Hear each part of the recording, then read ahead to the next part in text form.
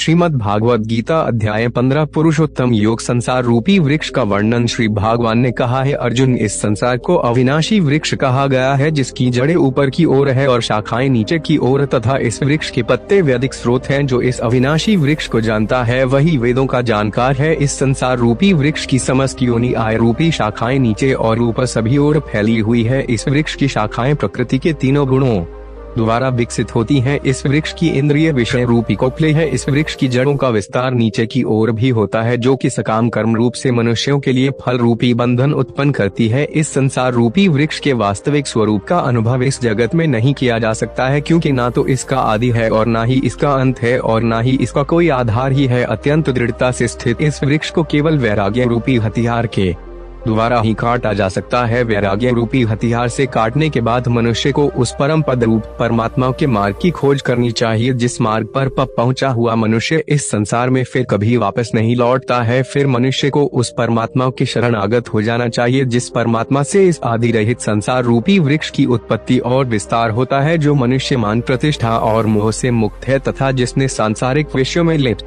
मनुष्यों की संगति को त्याग दिया है, जो निरंतर परमात्मा स्वरूप में स्थित रहता है, जिसकी सांसारिक कामनाएं पूर्ण रूप से समाप्त हो चुकी है और जिसका सुख दुख नाम का भेद समाप्त हो गया है। ऐसा मोह से मुक्त हुआ मनुष्य उस अविनाशी परम पद को प्राप्त करता है। उस परम धाम को ना तो सूर्य प्रकाशित करता है, ना चंद्रमा प्रकाशित करता है और ना ही अग्नि प्रकाशित करती है, जहाँ पहुँचकर कोई भी मनुष्य इस संसार में वापस नहीं आता है। वही मेरा परम धाम है। जीव और आत्मा का वर्णन है। अर्जुन, संसार में प्रत्येक शरीर में स्थित जीवात्मा मेरा ही सनातन अंश है, जो कि मन सहित 6 इंद्रियों के द्वारा प्रकृति के अधीन होकर कार्य करता है। शरीर का स्वामी जीवात्मा 6 इंद्रियों के कार्यों को संस्कार रूप में ग्रहण करके एक शरीर का त्याग करके दूसरे शरीर में उसी प्रकार चला जाता है, जिस प्रकार वायु गंध को एक स्थान से ग्रहण करके दूसरे स्थान में ले जाती है। इस प्रकार दूसरे शरीर में स्थित होकर जीवात्मा कानांक, त्वचा, जीभ, नाक और मन की सहायता से ही विषयों का भोग करता है। जीवात्मा शरीर का किस प्रकार त्याग कर सकती है, किस प्रकार शरीर में स्थित रहती है और किस प्रकार प्रकृति के गुणों के अधीन होकर विषय का भोग करती है। मूर्ख मनुष्य कभी भी इस प्रक्रिया को नहीं देख पाते हैं। केवल वही मनुष्य देख पाते हैं जिनकी आंखें ज्ञान के प्रकाश से प्रकाशित हो गई हैं। योग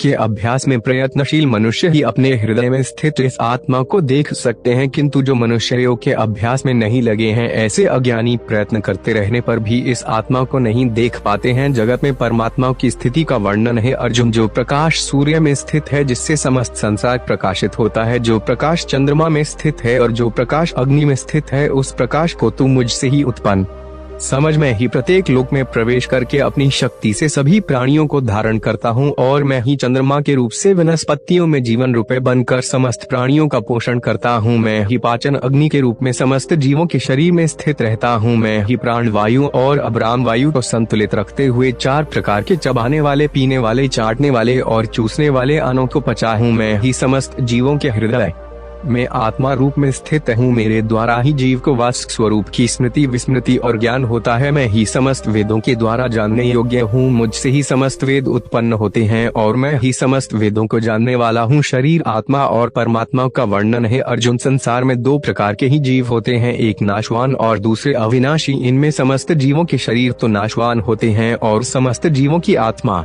को अविनाशी कहा जाता है, परंतु इन दोनों के अतिरिक्त एक श्रेष्ठ पुरुष है जिसे परमात्मा कहा जाता है। वे अविनाशी भगवान तीनों लोकों में प्रवेश करके सभी प्राणियों का भरण पोषण करता है, क्योंकि मैं ही क्षर और अक्षर दोनों से परिस्थित सर्वोत्तम हूँ। इसीलिए संसार में तथा वेदों में पुरुषोत्तम रूप में विख्यात हूँ। हे भरतवंशी अर्जुन, जो मनुष्य इस प्रकार मुझको संशय रहित होकर भगवान रूप से जानता है, वे मनुष्य मुझे ही सब कुछ जानकर सभी प्रकार से मेरी ही भक्ति करता है। हे निष्पाप अर्जुन, इस प्रकार यह शास्त्रों का अति गोपनीय रहस्य मेरे द्वारा कहा गया है। हे भरतवंशी, जो मनुष्य इस परम ज्ञान को इसी प्रकार से समझता है, वे बुद्धिमान हो जाता है और उसके सभी प्रयत्न पूर्ण हो जाते हैं। इस प्रकार उपनिषद, ब्रह्म विद्या तथा योग शास्त्र रूप श्रीमद् भागवत गीता के श्री कृष्ण अर्जुन संवाद में पुरुषोत्तम योग नाम का 15वां अध्याय संपूर्ण हुआ। श्रीमद् भागवत गीता अध्याय 16 देव असुर संपदा विभाग योग दैवीय स्वभाव वालों के लक्षण। श्री भगवान ने कहा है, भारतवंशी अर्जुन, परमात्मा पर पूर्ण विश्वास करने का भाव, आत्मशुद्धि का भाव, परमात्मा की प्राप्ति के ज्ञान में दृढ़ स्थिरता का भाव, समर्पण का भाव, इंद्रियों को संयमित रखने का भाव, नियत कर्म करने का भाव, स्वयं को जानने का भाव, परमात्मा प्राप्ति का भाव और सत्य को न छिपाने का भाव, किसी को भी कष्ट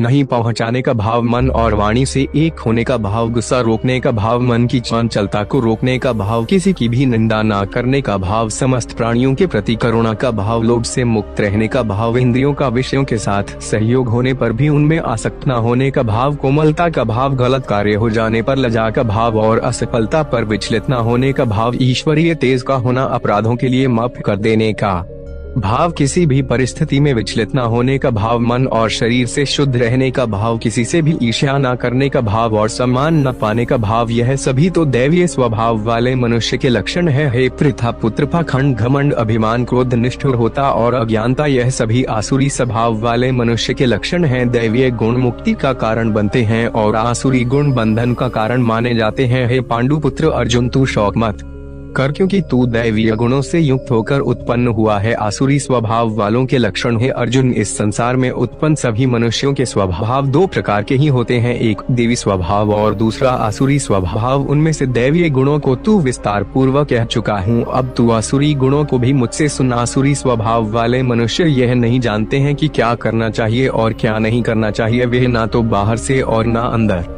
से ही पवित्र होते हैं। वे ना तो कभी उचित आचरण करते हैं और ना ही उनमें सत्य ही पाया जाता है। आसुरी स्वभाव वाले मनुष्य कहते हैं कि जगत झूठा है, इसका ना तो कोई आधार है और ना ही कोई ईश्वर है। यह संसार बिना किसी कारण के केवल स्त्री पुरुष के संसर्ग से उत्पन्न हुआ है, काम इच्छा के अतिरिक्त अन्य कोई कारण नहीं है। इस प्रकार की दृष्टि को स्वीकार करने वाले मनुष्य जिनका आत्मज्ञान नष्ट हो गया है, वे बुद्धिहीन होते हैं। ऐसे आसुरी स्वभाव वाले मनुष्य केवल विनाश के लिए ही अनुपयोगी कर्म करते हैं, जिससे संसार का अहित होता है। आसुरी स्वभाव वाले मनुष्य कभी ना तृप्त होने वाले काम वासनाओं के अधीन झूठी मान प्रतिष्ठा के अहंकार से युक्त मोहग्रस्त होकर जड़ वस्तुओं को प्राप्त करने के लिए अपवित्र संकल्प धारण किए रहते हैं। आसुरी स्वभाव वाले मनुष्य जीवन के अंतिम समय तक असंख्य चिंताओं के अधीन रहते हैं। उनके जीवन का परम लक्ष्य केवल इंद्रिय तृप्ति के लिए ही निश्चित रहता है। आसुरी स्वभाव वाले मनुष्य आशा रूपी सैकड़ों रस्सियों से बंधे हुए कामनाओं और क्रोध के अधीन होकर इंद्रिय विषय भोगों के लिए अवैध रूप से धन को जमा करने की इच्छा करते रहते हैं। आसुरी स्वभाव वाले मनुष्य सोचते रहते कि आज मैंने इतना धन प्राप्त कर लिया है, अब इससे और अधिक धन प्राप्त कर लूंगा। मेरे पास आज इतना धन है, भविष्य में बढ़कर और अधिक हो जाएगा। आसुरी स्वभाव वाले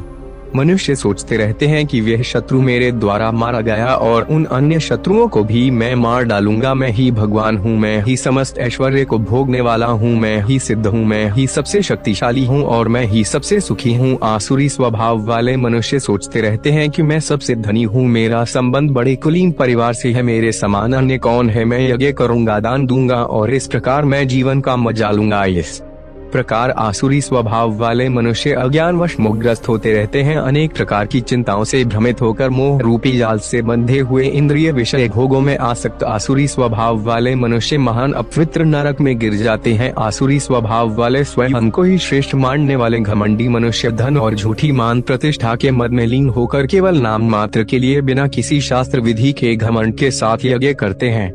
आसुरी स्वभाव वाले मनुष्य मिथ्या अहंकार, बल, घमंड, कामनाओं और क्रोध के अधीन होकर अपने और दूसरों के शरीर में स्थित मुझ परमात्मा की निंदा करने वाले ईर्ष्यालु होते हैं। आसुरी स्वभाव वाले ईर्ष्यालु क्रूर कर्मी और मनुष्यों में अधम होते हैं। ऐसे अधम मनुष्यों को मैं संसार रूपी सागर में निरंतर आसुरी योनियों में ही गिराता रहता हूँ। हे कुंती पुत्र, आसुरी योनि को प्राप्त हुए मूर्ख मनुष्य अनेकों जन्मों तक आसुरी योनि को ही प्राप्त होते रहते हैं। ऐसे आसुरी स्वभाव वाले मनुष्य मुझे प्राप्त न होकर अत्यंत निम्न योनि को ही प्राप्त होते हैं। शास्त्र अनुकूल आचरण के लिए प्रेरणा है अर्जुन, जीवात्मा का विनाश करने वाले काम, क्रोध और लोभ, यह तीन प्रकार के द्वार मनुष्य को नरक में ले जाने वाले हैं, इसलिए इन तीनों को त्याग देना चाहिए। हे कुंती पुत्र, जो मनुष्य इन तीनों अज्ञान रूपी नरक के द्वारों से मुक्त हो जाता है, वे मनुष्य अपनी आत्मा के लिए कल्याणकारी कर्म का आचरण करता हुआ परमात्मा को प्राप्त हो जाता है। जो मनुष्य कामनाओं के वश में होकर शास्त्रों की विधियों को त्याग कर अपने ही मन से उनकी गई विधियों से कर्म करता रहता है, वे मनुष्य ना तो सिद्धि को प्राप्त कर पाता है, ना सुख को प्राप्त कर पाता है और ना परम गति को ही प्राप्त हो पाता है। हे अर्जुन, मनुष्य को क्या कर्म करना चाहिए और क्या कर्म नहीं करना चाहिए, इसके लिए शास्त्र ही